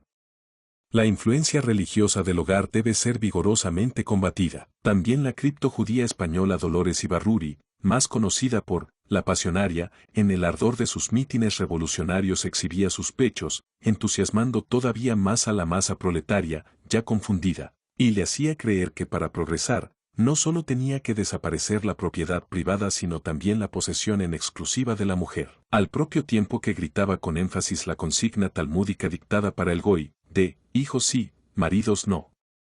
Lo que evidenciaba que, la Pasionaria, no solo había leído a Krupskaya y estaba en la beta política del comunismo, sino que además secundaba la regla de oro del comunismo, que pretenden acomodar igualmente al sexo, conforme a la cual, cada uno ha de aportar a la comuna según sus posibilidades y recibir según sus necesidades. Esto es, en expresión vulgar, caño libre para la completa realización de los goim, sin límite, como las bestias, de forma irracional, pensando que así podrán someterlos más fácilmente y encadenarlos como esclavos, para servir al hebreo, no solo como único amo sino también como elegido y predestinado. Y otras consignas similares, de inspiración talmúdica, se vinieron repitiendo hasta nuestros días. Durante la Segunda República Española, su masónico gobierno hizo circular la de que, a las monjas, levantémosles las faldas y hagámoslas madres. Los obedientes seguidores de Sion acordaron, en un acto más bien oficioso celebrado en el Ateneo de Madrid, designar gobierno, llegando a nombrar directora general de prisiones a la judía Victoria Kant, comunista y masona, aún antes de tramitársele la documentación necesaria para nacionalizarse española. Y nada más constituirse el masónico gobierno, se expandió la furia iconoclasta por toda España, contra escudos, coronas, rótulos de las calles, sustituidos por nombres de masones, desmonte de estatuas y retirada de crucifijos de las escuelas. El fiscal de la República, Ángel Galarza, promueve en cadena sus famosos procesos, el primero contra el propio rey Alfonso XIII, y dirige las más importantes depuraciones, furia persecutoria. Francisco Macià, desde el Palacio de la Diputación de Barcelona, inicia la furia de independencia federalista con su discurso, en nombre del pueblo catalán proclamo el Estado catalán, bajo el régimen de una república catalana, que libremente y con toda cordialidad anhela y pide a los otros pueblos hermanos de España su colaboración para crear una confederación de pueblos ibéricos, ofreciéndoles por los medios que sean, liberarlos de la monarquía borbónica, etc. y Visca Macià. Mori Cambó.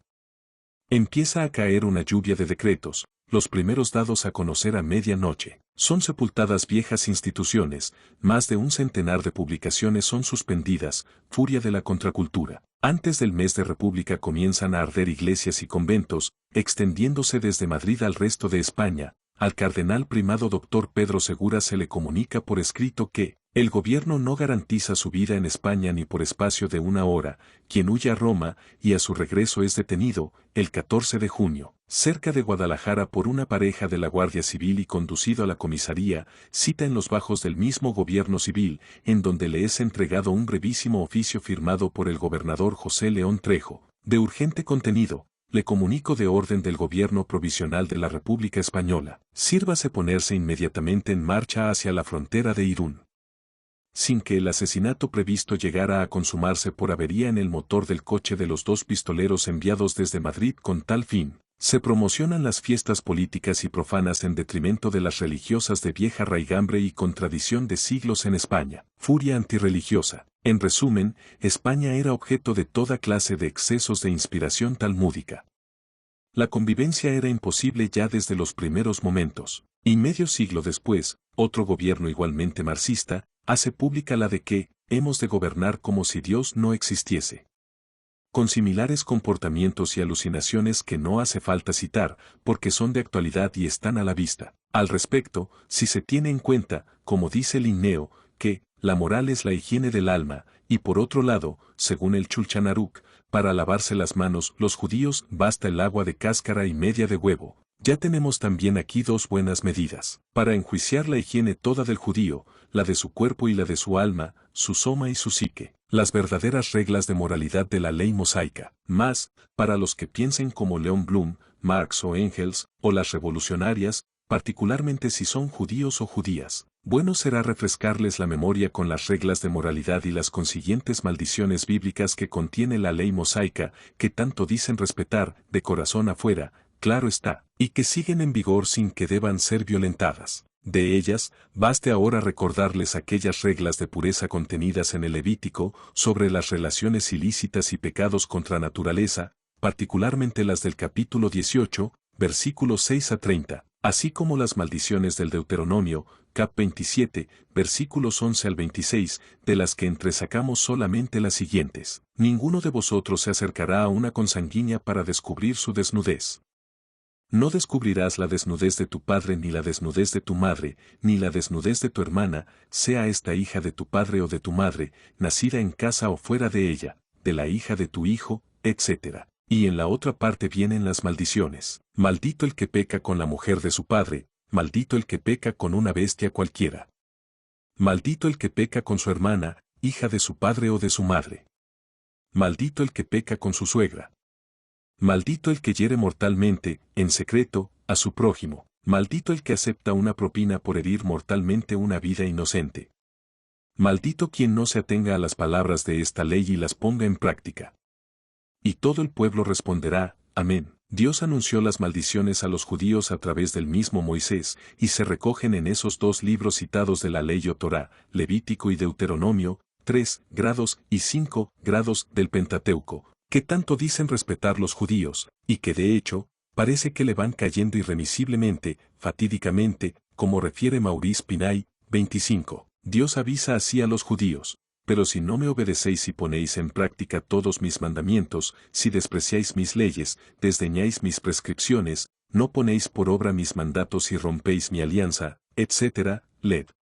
26, 14 y ss. Vendrá lo demás, vendrá lo peor, las temibles maldiciones, que son mucho más numerosas que las bendiciones. Es decir, las bendiciones se combinan con un amplio catálogo de maldiciones, o premios o castigos, pues Dios no admite posturas eclécticas. Esperemos, sin embargo, que si el otro le está vedado, tampoco este mundo pueda ser ni quedar en manos de malditos y lunáticos. Y dicho todo lo anterior acerca del Talmud, en estas consideraciones, ya no debe quedar la menor duda acerca de que los judíos ni se inspiran ni respetan el Antiguo Testamento, más bien se inspiran en su espíritu demoníaco y belicoso y solo respetan sus perversas ansias, que aparecen bien a las claras reflejadas en su libro sagrado y secreto, y hasta un ciego puede entender que está en pugna con la ley de Moisés. Por eso mismo Dios los tiene vomitados desde hace siglos. Para ellos, la vida de los no judíos, tal como la enfoca el Talmud, vale muy poco, como la de los animales, e incluso se valora menos. Esto solo de por sí ya es significativo, pero es que partiendo de esta premisa, el asesinato y su justificación les resulta muy cómoda, en base a que además mantienen sus burdas consideraciones de pueblo escogido, de casta superior, de que solo los circuncisos son puros, cuando la realidad ha venido demostrando todo lo contrario. Pero así es como se van formando desde jóvenes para que no repugnen sus conciencias toda clase de transgresiones a la moral. Recuérdese que ya el profeta Oseas, del S8 a.C., nos presenta los amores entre Dios e Israel bajo el símil de un matrimonio, el suyo propio, mostrando cómo Yahvé vino en desposarse con una prostituta, quien lejos de recatarse, se solaza en el adulterio y se hace cada día más infiel a su único marido, Dios. El profeta Oseas nos presenta una constante, un paralelismo entre el permanente amor de Dios hacia su escogido pueblo y la traición de éste a su Señor, que va a repetirse en casi todos los profetas que le siguen, reiterando que se trata de un pueblo más amigo del pecado, de la desolación, de la destrucción y devastación, en suma, de la infidelidad, o simplemente, como dice Miqueas, vosotros que detestáis la justicia y torcéis el derecho, acabaréis siendo castigados. Cap 3, 9-12. Sin embargo, Oseas es un profeta del que nunca oímos una sola cita, ni siquiera en las rememoraciones de textos que del Antiguo Testamento se hace comúnmente en cada misa de católicos. Le secunda eficazmente otro profeta contemporáneo suyo, Isaías, el hijo de Amós, quien como Oseas se dedicó durante 40 años a sacudir las conciencias con sus impresionantes profecías de denuncia social, las infidelidades y pecados de sus congéneres. Destaca José L. Sicre que, 3 profetas son especialmente famosos por su crítica social, Amós, Isaías y Miqueas. Veamos ahora solamente este breve oráculo de Isaías 1, 21-26, sobre Jerusalén, la ciudad infiel, tal como lo reproduce este profesor para sus comentarios. 26. La ciudad infiel, ¿cómo se ha vuelto una ramera la villa fiel? Antes llena de derecho, morada de justicia, y ahora de asesinos. Tu plata se ha vuelto escoria, tu cerveza está aguada, tus jefes son rebeldes, socios de ladrones, todos amigos de sobornos, en busca de regalos. No defienden al huérfano, no se encargan de la causa de la viuda. Oráculo del Señor de los ejércitos, el héroe de Israel, tomaré satisfacción de mis adversarios, venganza de mis enemigos. Volveré mi mano contra ti, te limpiaré de escoria con potasa, separaré de ti la ganga. Te daré jueces como los antiguos, consejeros como los de antaño. Entonces te llamarás ciudad justa, villa fiel. Los profetas, con sus constantes denuncias no hacen otra cosa que invitar a la conversión a su pueblo. Por eso se pregunta Jeremías, ¿qué delito encontraron en mí vuestros padres para alejarse de mí? El Señor os enviaba puntualmente a sus siervos los profetas, y no quisisteis escuchar ni prestar oído. Más ha sido Ezequiel, 2 siglos después, una vez invadida Jerusalén en 597 a.C. por Nabucodonosor, el rey de los babilonios, y encontrándose desterrado junto con otros judíos fuera de la capital, en la actual Tel Aviv, cuando este profeta alza su voz contra los de su raza con toda severidad, por los crímenes cometidos y porque los judíos habían desobedecido a Dios y tenían que implorar ahora su perdón. Pero no fue escuchado, y llegó la destrucción total en el año 586 a.C. Quizá ningún otro profeta como Ezequiel nos da una visión global del Jerusalén histórico, desde sus orígenes cananeos, idólatras, pasando por su segunda época de monoteísmo y amoríos con Dios, hasta sus tiempos de prostitución y traición a Dios, culto a ídolos paganos, sacrificios humanos, alianzas políticas con egipcios, asirios y babilonios. Luego se compara a Jerusalén con Samaria, que no pecó ni la mitad que tú. Y toda traición necesita castigo. El profesor José L. Sicre todavía matiza más al decir que, desde el origen de Jerusalén, Ezequiel solo descubre el continuo amor de Dios al que la capital siempre responde con nuevas infidelidades. Veamos los siguientes versos que este profesor atribuye al poema original de Ezequiel, cap 16, en una parte que más llama poderosamente la atención. Jerusalén, eres cananea de casta y cuna, tu padre era amorreo y tu madre era hitita. El día en que naciste, no te cortaron el ombligo, no te bañaron ni frotaron con sal, ni te envolvieron en pañales. Nadie se apiadó de ti haciéndote uno de estos menesteres, por compasión, sino que te arrojaron a campo abierto, asqueados de ti el día en que naciste. Pasando yo a tu lado, te vi chapoteando en tu propia sangre, y te dije mientras yacías en tu sangre, sigue viviendo y crece como brote campestre. Creciste y te hiciste moza, llegaste a la sazón, tus senos se afirmaron y el vello te brotó, pero estabas desnuda y en cueros. Pasando de nuevo a tu lado, te vi en la edad del amor, extendí sobre ti mi manto para cubrir tu desnudez, te comprometí con juramento, hice alianza contigo, oráculo del Señor y fuiste mía, te bañé, te limpié la sangre, y te ungí con aceite. Te vestí de bordado. Te calcé de marsopa, te ceñí de lino, te revestí de seda, te engalané con joyas, te puse pulseras en los brazos y un collar al cuello, te puse un anillo en la nariz, pendientes en las orejas y diadema de lujo en la cabeza. Lucías joyas de oro y plata y estabas guapísima. Te sentiste segura en tu belleza y amparada en tu fama fornicaste y te prostituiste con el primero que pasaba. En las encrucijadas instalabas tus puestos y envilecías tu hermosura, abriéndote de piernas al primero que pasaba, continuamente te prostituías. Por eso, prostituta, escucha la palabra del Señor, voy a reunir a todos tus amantes. Te entregaré en sus manos, derribarán tus alcobas, demolerán tus puestos, te quitarán los vestidos, te arrebatarán las alhajas, dejándote desnuda y en cueros. Traerán un tropel contra ti que te apedreará y te descuartizará a cuchilladas. Prenderán fuego a tus casas y ejecutarán en ti la sentencia en presencia de muchas mujeres. La nueva alianza. Y recuérdese también que después de Jesucristo ya no cabe la menor duda porque segrega a la raza de víboras y todos, sin excepción, son llamados a la fe, pobres y ricos, sanos y enfermos, cultos e ineptos, buenos y malos, incluidos judíos y cananeos, para una alianza nueva y eterna. Y tanto desde el punto de vista físico como psíquico, son los propios doctores y la ciencia judía, los que reconocen su inferioridad. En la misma Jewish Encyclopedia, en el término enfermedades nerviosas, reconocen que los judíos están más sujetos a las enfermedades del sistema nervioso que las demás razas y pueblos entre los que habitan, siendo la histeria y la neurastenia las más frecuentes. Es más, doctores judíos han reconocido, recuerda J. Bochaca, que la mayoría de los judíos son neurasténicos. Dobles, proclama que todas las mujeres judías de Palestina están histéricas. Y que esta enfermedad, que en el varón raramente se da en otras razas, es bastante frecuente entre los judíos.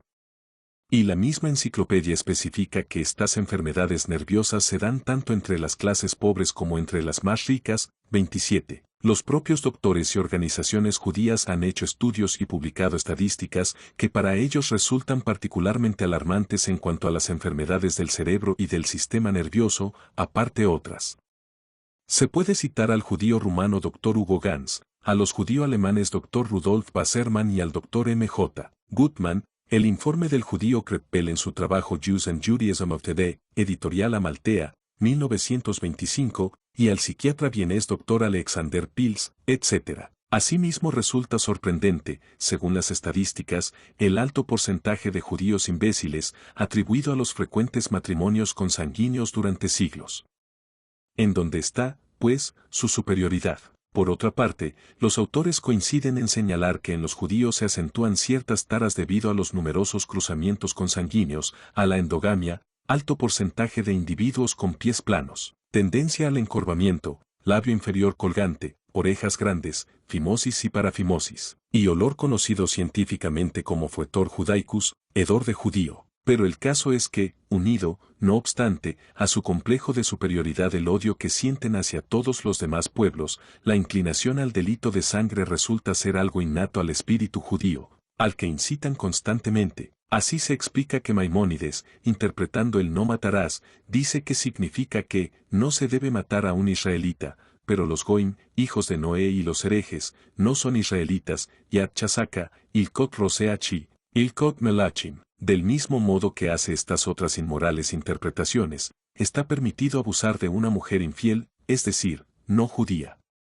Y en cuanto al mandamiento no robarás, significa que no se puede robar a un hombre, es decir, a un judío. Pasemos ahora a comprobar, más concretamente, si en sus leyes, los libros del Talmud, se prescribe la efusión de sangre. En términos generales y por lo que se refiere al crimen ritual, hay que constatar una y mil veces, que la doctrina talmúdica no solo lo autoriza o aprueba sino que aún lo establece como una acción virtuosa, como un sacrificio agradable a Dios, cuando del goim se trata. El asesinato se prescribe, al menos, en varios pasajes del Talmud, que reseñamos seguidamente. El judío que mata a un cristiano, no comete ningún pecado, sino que ofrece un sacrificio grato a Dios. Sefer Or Israel, 177b, y en Yalkut Simoni 245. De igual modo también se repite lo siguiente en el libro Zohar, y, 38b y 39a, los que matan a los cristianos, tendrán un lugar elevado en el cielo. Asimismo consta en Yoredea, 158.1, que, a los Akum que no son enemigos nuestros, no se les debe matar directamente, no obstante, no se les debe salvar del peligro de muerte.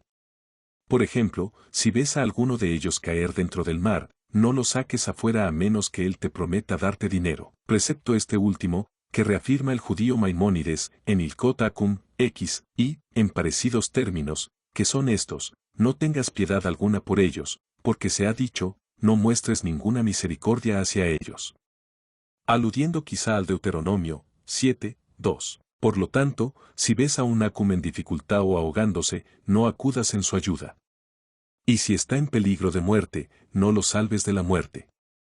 Pero no está bien matarlo con tus propias manos, empujándolo dentro de un pozo o de cualquier otra manera, si no está en guerra contra nosotros. Y escribe seguidamente: estas cosas están dirigidas contra los idólatras. Pero también para los israelitas que dejan su religión y se convierten en epicúreos, pues deben ser muertos, y debemos perseguirlos hasta el final.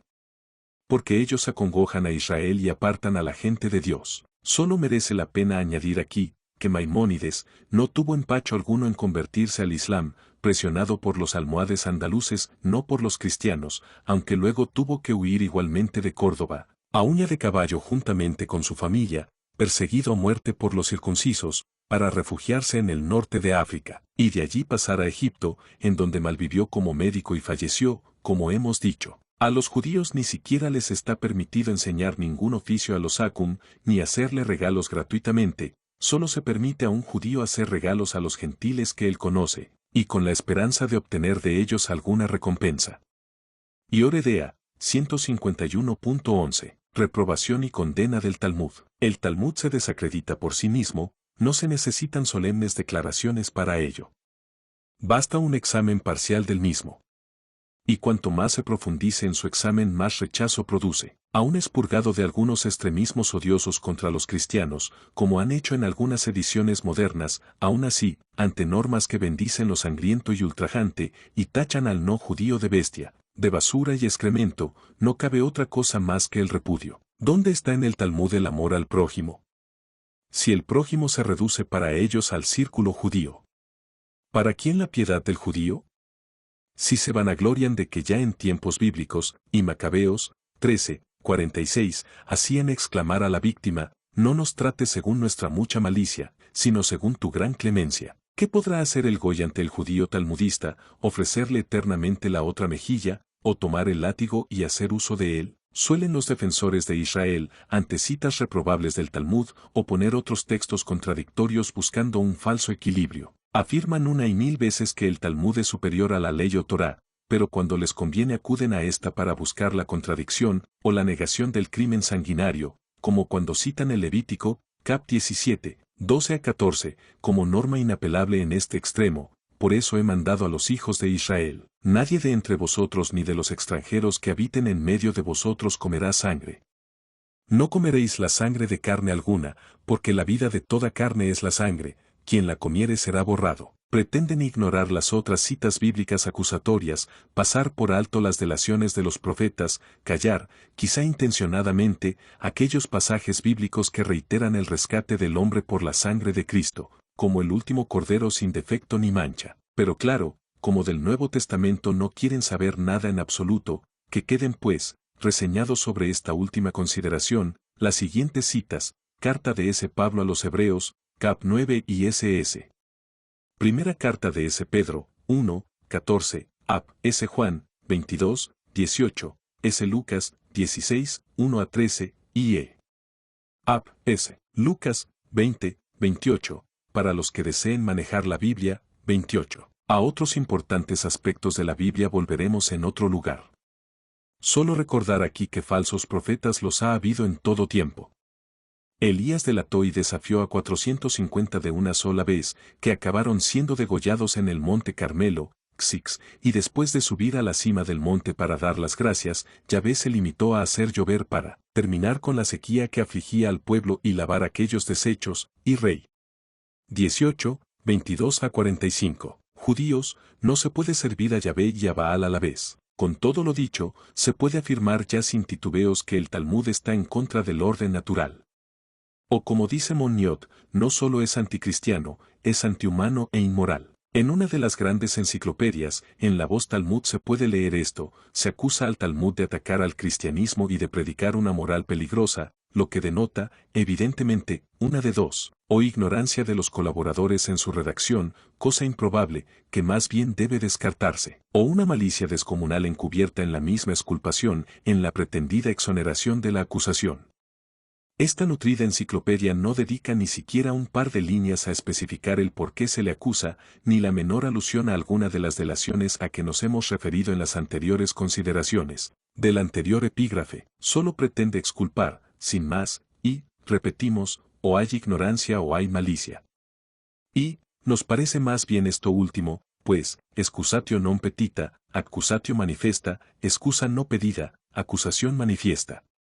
La larga mano negra y peluda del sionismo, besos. Y prosigue la nutrida enciclopedia, finalizando así su adoctrinamiento a través de esta voz: hubo controversias públicas e incluso solemnes, París, 1240, en las que los rabinos refutaban las falsas interpretaciones, pero que finalizaban con la prohibición de estudiar el Talmud, y con la confiscación y destrucción de los ejemplares del texto. En el S-15, un erudito alemán, Reuchlin, no solo defendió ardientemente el Talmud, sino que se dedicó a promover el estudio de las literaturas hebraicas. Mas la realidad es otra. Reuchlin jamás defendió el Talmud.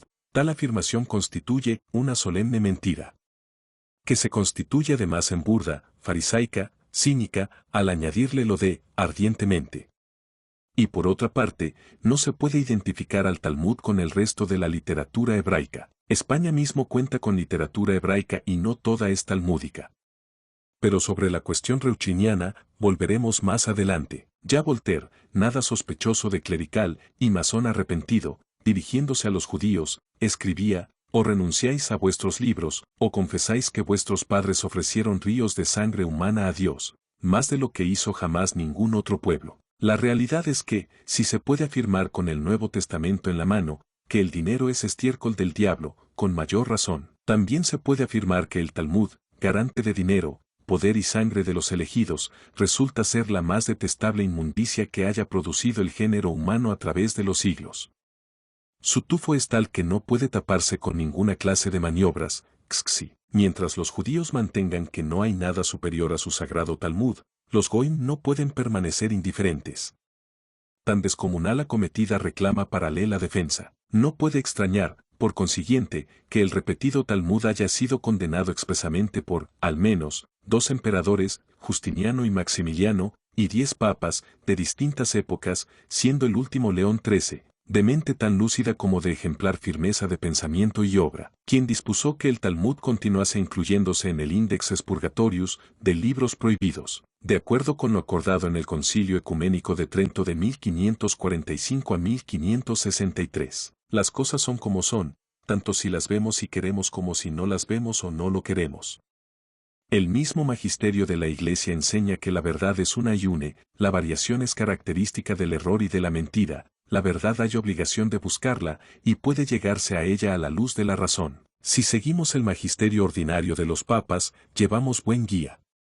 Si este magisterio es afirmativo, podemos confiar; si es reiteradamente afirmativo, podemos afirmar; si además los papas mandan mantener ese criterio y lo suscriben reiteradamente, podemos estar seguros de estar en la verdad.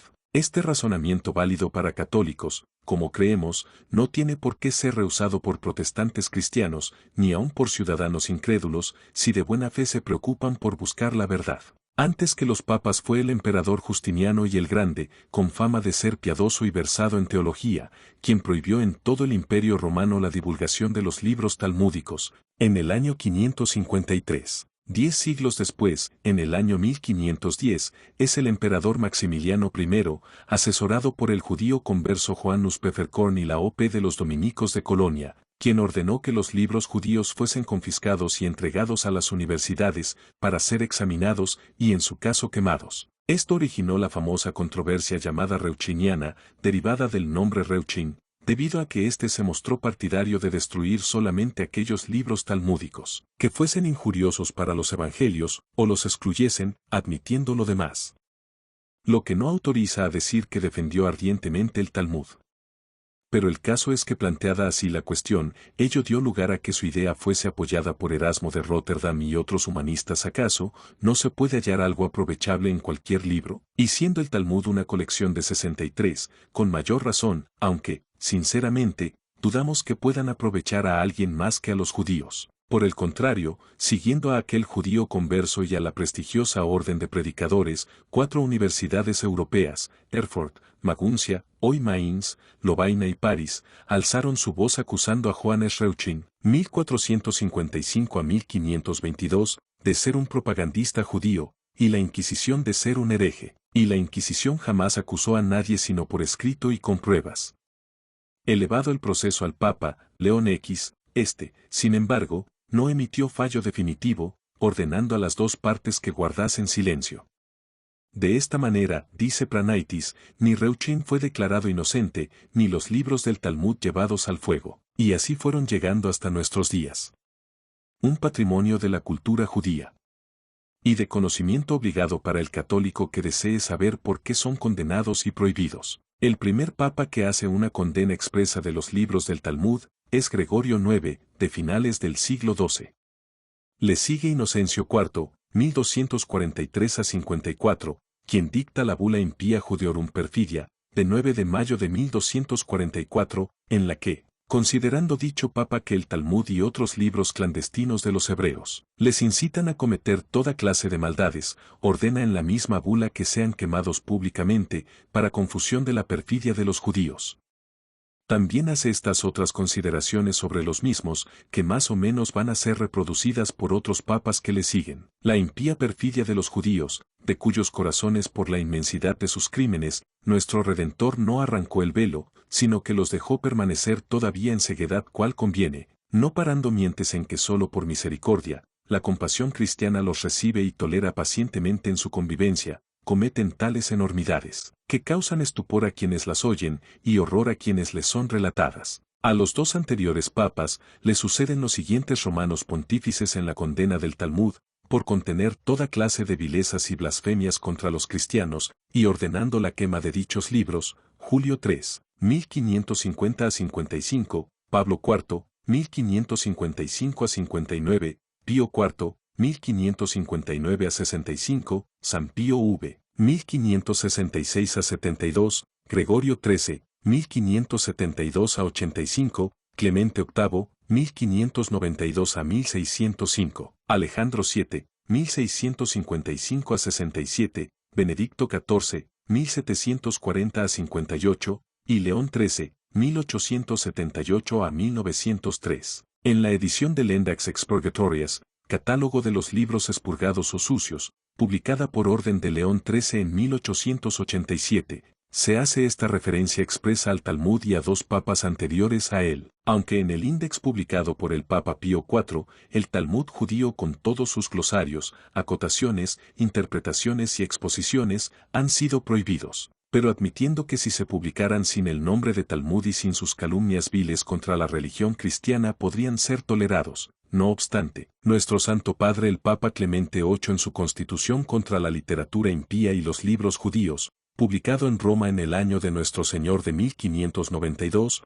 los proscribió y condenó, con lo cual no era su intención permitirlos o tolerarlos aún bajo las precedentes condiciones, por cuanto él expresa y especialmente estableció y determinó que los impíos libros talmúdicos, cabalísticos y otros nefastos libros judíos, fuesen en su totalidad condenados y prohibidos y que siempre debían permanecer condenados y prohibidos, por lo cual su constitución sobre estos libros debe ser perpetua e inviolablemente observada. Y aún se puede mencionar al antipapa español Benedicto XIII, el aragonés Pedro Martínez de Luna, más conocido por el Papa Luna, quien tras ser condenado y depuesto en el concilio de Pisa de 1409, se instaló en Peñíscola con su sede papal, en donde vivió hasta su muerte en 1424, pues se preocupó grandemente por el problema judío, y ante las disputas promovidas en España por el judío converso Jerónimo de Santa Fe, precisamente sobre el Mesías y el Talmud entre judíos y cristianos, convocó un sínodo que se celebró en Tortosa,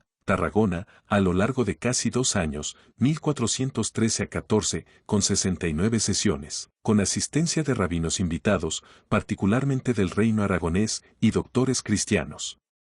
Y después de las largas reflexiones y controversias, este papa concluyó por condenar al Talmud y prohibir incluso su lectura a los judíos, en unas fechas en que todavía no habían sido expulsados de España. Su presencia en España, hay que repetirlo una vez más, era fuente de toda clase de discordias, no solo religiosas. Y, finalicemos ya, diciendo que el Talmud sigue hoy día tan en pie para los judíos, como su general reprobación y condena por la Iglesia, cuya motivación debe ser conocida por todos. Y que desde luego, prescribe los sacrificios humanos como las ofrendas más gratas a Yahvé. Volvamos al principio de estas consideraciones para subrayar que aquel argumento de los defensores de Israel, de que sus leyes no prescriben la efusión de sangre, es falaz. La sociedad humana, que viene haciendo tan rápidos progresos, debe hacer un esfuerzo más para superar las fundadas sospechas y sacar de la oscuridad del olvido este código sagrado y secreto, que conserva toda su vigencia desde hace siglos, manteniendo de una manera fatal y desdichada tan taimada y ponzoñosa doctrina, que viene impidiendo la pacífica convivencia humana.